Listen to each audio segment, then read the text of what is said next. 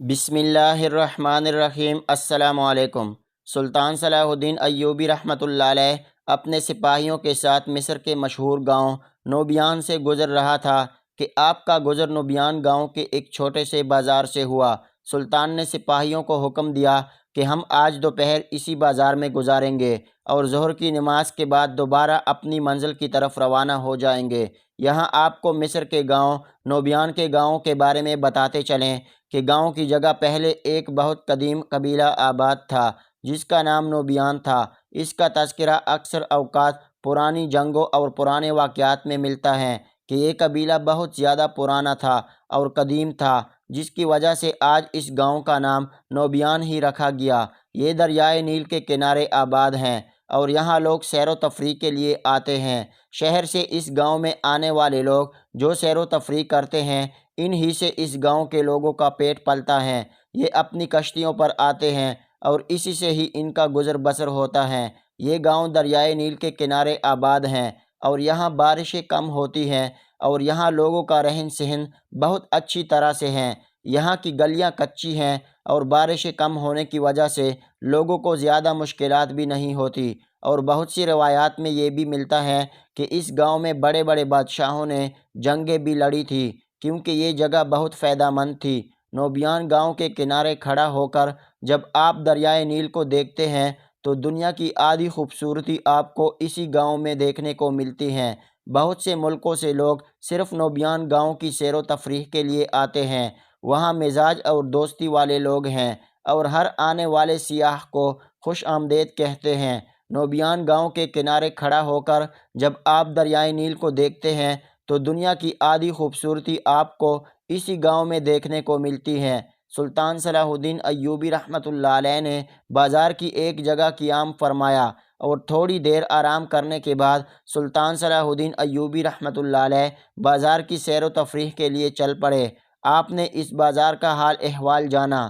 آپ رحمۃ اللہ علیہ اکیلے بازار میں سیر و تفریح کر رہے تھے کہ آپ کی نظر ایک دکاندار پر پڑی جس کے بعد بہت زیادہ رش لگا ہوا تھا۔ وہ دکاندار قصاب تھا اور گوشت کا کام کرتا تھا۔ سلطان صلاح الدین ایوبی رحمۃ اللہ علیہ نے باقی دکانداروں کو دیکھا جو کہ بالکل فارغ بیٹھے ہوئے تھے۔ آپ یہ دیکھ کر بڑے حیران ہوئے کہ باقی سارے قصاب فارغ بیٹھے ہوئے ہیں، کسی کے پاس کوئی گاہک نہیں، لیکن اس قصاب کے پاس بہت رش لگا ہوا ہے۔ آپ رحمۃ اللہ علیہ عام تاجر کے بیس میں تھے اور سلطان صلاح الدین ایوبی رحمۃ اللہ علیہ اس تاجر کے پاس گئے اور پوچھا، اے نوجوان، میں نے باقی دکانداروں کو بھی دیکھا لیکن تیرا گوشت باقی دکانداروں کی نسبت بہت تیزی سے فروخت ہو رہا ہے، کیا میں اس کی وجہ جان سکتا ہوں؟ اور مجھے پوچھنے پر یہ بھی معلوم ہوا کہ تیرے گوشت کی قیمت باقی دکانداروں سے 1 گنا زیادہ ہے، پھر بھی لوگ تیرے پاس کیوں آ رہے ہیں؟ تمہارے گوشت میں ایسی کیا خوبی ہے یا کوئی ایسا راز ہے کہ لوگ تمہارے پاس مہنگا گوشت خریدنے کے لیے کیوں آتے ہیں؟ اس نے سلطان صلاح الدین ایوبی رحمۃ اللہ علیہ کو ٹالنے کے لیے کہا کہ لوگوں کا مجھ پر اعتبار ہے، میں انہیں کبھی خراب چیز نہیں دیتا اور میرا کاروبار کافی پرانا ہے، اس لیے میرے گاہک پکے ہیں اور صرف مجھ سے گوشت خریدتے ہیں۔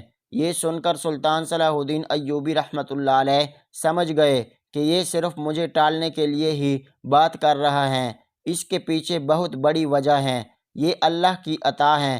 لیکن اس بندے میں ایسے کیا خوبی ہے کہ اللہ تعالیٰ اس کو اتنا عطا کر رہا ہے، باقیوں کی نسبت اس کا گوشت 10 گنا زیادہ بک رہا ہے۔ اب سلطان صلاح الدین ایوبی رحمۃ اللہ علیہ واپس اپنی آرام گاہ کی جگہ پر آ گیا، لیکن سلطان صلاح الدین ایوبی رحمۃ اللہ علیہ کو یہ بات ہضم نہیں ہو رہی تھی اور آپ کافی زیادہ سوچ بچار کرنے میں مصروف تھے اور کچھ زیادہ ہی سوچنے میں مصروف ہو گئے۔ اس کے بعد آپ رحمۃ اللہ علیہ نے اپنی آرام گاہ سے باہر جھانک کر دیکھا تو وہ نوجوان دکان بند کر کے واپس جا رہا تھا۔ آپ رحمۃ اللہ علیہ نے ایک تاجر کے بیس میں اس کا پیچھا کرنا شروع کر دیا۔ وہ نوجوان اپنے گھوڑے پر بیٹھا اور نوبیان گاؤں کی طرف چل پڑا اور سلطان صلاح الدین ایوبی رحمۃ اللہ علیہ بھی اپنے گھوڑے پر سوار اس نوجوان کا پیچھا کرنے لگے۔ چلتے چلتے وہ نوجوان ایک بڑی سی حویلی کے اندر داخل ہوا اور اس حویلی کے دروازے پر ایک محافظ موجود تھا جو کہ شاید حویلی کی حفاظت کے لیے مامور کیا گیا تھا۔ سلطان صلاح الدین ایوبی رحمۃ اللہ علیہ نے نوبیان گاؤں کے چند لوگوں سے اس تاجر کے بارے میں پوچھا کہ یہ کون ہے، تو ان گاؤں والوں نے بتایا کہ اس کی بیوی اور بچے کسی حادثے میں مارے گئے تھے اور یہ نوجوان بالکل اکیلا ہو چکا تھا، اور اسی دوران ہمارے گاؤں میں ایک آدمی نے اپنے بوڑھے ماں باپ کو گھر سے دھکے دے کر نکال دیا تھا۔ تو جب اس بات کا پتہ اس نوجوان کو چلا تو یہ ان کو اپنے گھر لے آیا، اور اسی دن سے لے کر آج تک یہ ان کو اپنے پاس رکھے ہوئے ہیں۔ سلطان نے فرمایا، میں نے اس نوجوان کو بازار میں دیکھا اور ایک بات نے مجھے حیران کر دیا کہ باقی دکانداروں کی نسبت اس کا کاروبار بہت تیزی سے چل رہا ہے۔ باقی دکانداروں کی نسبت اس نے آدھے وقت میں اپنا سارا گوشت بیچ دیا اور گھر واپس آ گیا۔ کیا تم اس کے بارے میں بتا سکتے ہو کہ اس میں کیا ایسی خوبی ہے کہ اس کا کاروبار اتنا اچھا جا رہا ہے؟ تو انہوں نے کہا، تم اس حویلی میں چلے جاؤ اور خود ہی جان کر اس سے ان سوالوں کا جواب لے لو۔ سلطان صلاح الدین ایوبی رحمۃ اللہ علیہ نے دروازہ کھٹکھٹایا، اندر سے آواز آئی، اندر آ جاؤ۔ آپ رحمۃ اللہ علیہ اندر گئے، سلام کیا۔ تاجر نے آپ کے سلام کا جواب دیا اور پھر اپنی مصروفیت میں مصروف ہو گیا۔ سلطان بڑا حیران تھا کہ اس نوجوان نے مہمان سے کچھ نہیں پوچھا اور اپنی مصروفیت میں مصروف تھا، لیکن پھر دوسری طرف سلطان بڑا حیران ہوا کیونکہ وہ نوجوان کوئی اور کام نہیں بلکہ وہ ایک بوڑھے بزرگ اور ایک بوڑھی عورت کی خدمت میں مصروف ہو گیا، کیونکہ سلطان جانتا تھا کہ یہ اس کے اپنے ماں باپ نہیں ہیں، لیکن یہ ان کی اتنی خدمت کر رہا ہے۔ سلطان صلاح الدین ایوبی رحمۃ اللہ علیہ نے اس نوجوان سے پوچھا، اے نوجوان، میں جانتا ہوں کہ یہ تیرے ماں باپ نہیں، لیکن تو ان کی اتنی خدمت کیوں کر رہا ہے؟ اس نوجوان نے ایسے ہی کہا، آپ تاجر نہیں بلکہ یہاں کے سلطان لگتے ہیں۔ پھر مسکرانے لگا اور بولا، سلطان معظم، میں نے ان کو پہلے دن سے ہی اپنا ماں باپ سمجھا اور اپنے ماں باپ کی طرح ہی ان کی خدمت کی، لیکن ایک بات میں آپ کو بتاتا چلوں کہ جس دن میں ان کو لے کر اپنے گھر آیا تھا، میرے پاس صرف ایک جھونپڑی تھی اور اس میں رہنے کے لیے صرف چند بستر تھے۔ میرے پاس کچھ نہیں تھا۔ میری دکان اس وقت بھی موجود تھی اور بڑی مشکل سے چند سکے کما پاتا جن سے ہمارے گھر کا گزر بسر مشکل ہوتا تھا، حتیٰ کہ سلطان معظم میں حرام گوشت بھی بیچا کرتا تھا۔ مرا ہوا کچھ جانور اگر مجھے مل جاتا تو میں اسے کوڑیوں کے بھاؤ خرید کر اپنی مرضی سے بیچا کرتا تھا۔ مجھے اس وقت بھی ٹھیک ٹھاک رزق مل جاتا تھا، لیکن اس میں کوئی برکت نہیں تھی۔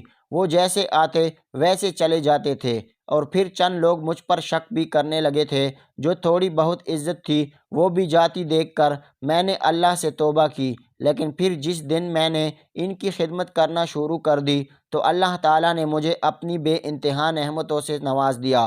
میرے دن چند لمحوں میں بدل لگے اور آج میں نوبیان گاؤں کے بازار کا سب سے بڑا تاجر بن گیا۔ اللہ تعالیٰ نے ایک اچھا گھر بھی دے دیا اور میرا کاروبار صرف نوبیان گاؤں میں ہی نہیں بلکہ باقی گاؤں کے بازاروں میں بھی موجود ہیں۔ یہ سن کر سلطان صلاح الدین ایوبی رحمۃ اللہ علیہ بڑے حیران ہوئے کہ بوڑھے بزرگ اور ایک بوڑھی عورت کی خدمت کرنے پر اللہ تعالیٰ نے اسے اتنا بڑا صلہ دیا، اور وہ بدبخت نوجوان جس نے اپنے ماں باپ کو دھکے دے کر نکال دیا، اس کے بارے میں پوچھا تو اس نوجوان نے کہا کہ وہ کب کا پاگل ہو چکا ہے اور اب نوبیان گاؤں کی گلیوں میں بھٹکتا پھرتا ہے۔ سلطان صلاح الدین ایوبی رحمۃ اللہ علیہ نے کہا، یہی بات تو مجھے حیران کر رہی تھی کہ تمہارا کاروبار باقی تاجروں کی نسبت بہت اچھا تھا، اور میں سمجھ گیا تھا کہ یہ تمہاری قابلیت نہیں اور نہ ہی کچھ اور ہے بلکہ یہ اللہ کی عطا ہے، اور میں دیکھنا چاہتا تھا کہ اللہ تعالیٰ کو تیری یہ ادا پسند آ گئی، اس لیے اللہ تمہیں اتنا عطا کر رہا ہے۔ سلطان نے کہا، مجھے اس میں دلچسپی نہیں تھی کہ تمہارا کاروبار اتنا کیوں چل رہا ہے، مجھے اس بات میں دلچسپی تھی کہ عطا کرنے والا کس بات سے خوش ہو کر تمہیں عطا کر رہا ہے۔ اس کے بعد سلطان صلاح الدین ایوبی رحمۃ اللہ علیہ نے کہا، تم نے میرے بارے میں کہاں سے پوچھا کہ میں کون ہوں اور کہاں سے آیا ہوں؟ تو وہ نوجوان مسکرانے لگا اور کہا، اے بھائی، میں ان کی خدمت میں اتنا مشغول ہو جاتا ہوں کہ مجھے اپنا کھانا تک یاد نہیں رہتا، تو آپ سے پوچھنے کا کہاں یاد رہتا۔ سلطان صلاح الدین ایوبی رحمۃ اللہ علیہ نے کہا، میں امیر مصر سلطان صلاح الدین ایوبی رحمۃ اللہ علیہ ہوں، اور کسی کام کے سلسلے میں میرا قافلہ اس بازار میں گزر رہا تھا اور اسی دوران میری نظر آپ پر پڑی۔ یہ سن کر وہ نوجوان اس وقت سلطان کے قدموں میں گر پڑا اور کہا، سلطان معظم، مجھے نہیں پتہ تھا کہ آپ سلطان معظم ہیں، ورنہ میں آپ سے یہ سلوک نہ کرتا۔ سلطان نے کہا، اگر تجھے معلوم ہوتا کہ میں سلطان ہی ہوں اور تو اسی طرح میرے ساتھ سلوک کرتا تو مجھے بالکل غصہ نہیں آتا، کیونکہ یہ بوڑھے بزرگ تمہارے ماں باپ کی جگہ ہیں، اور ماں باپ سے کوئی بھی چیز افضل نہیں ہوتی، چاہے سلطان ہی کیوں نہ ہو۔ دوستو، یہ جو انسان کے پاس ٹیلنٹ ہوتا ہے یہ کچھ نہیں ہوتا۔ اگر تم اپنے ماں باپ کے غلام بن جاؤ تو اللہ کی قسم دنیا تجھے اپنا بادشاہ بنا دے گی۔ اللہ تعالیٰ سے دعا ہے کہ اللہ تعالیٰ ہر مسلمان کو اپنی ماں باپ کی خدمت کرنے کی توفیق عطا فرمائے۔ آمین۔